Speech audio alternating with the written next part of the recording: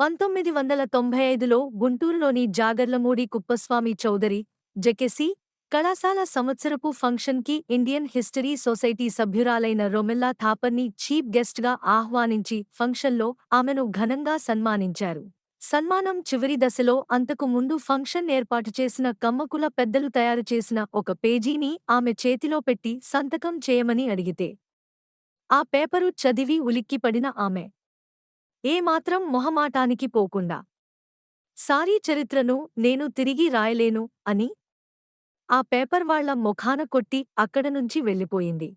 ఆ పేపర్లో వారు రాసుకున్నది ఏమిటంటే కాకతీయులు కమ్మోళ్ళు అని ఆమె సర్టిఫై చేస్తున్నట్లు రాసుకున్నారు.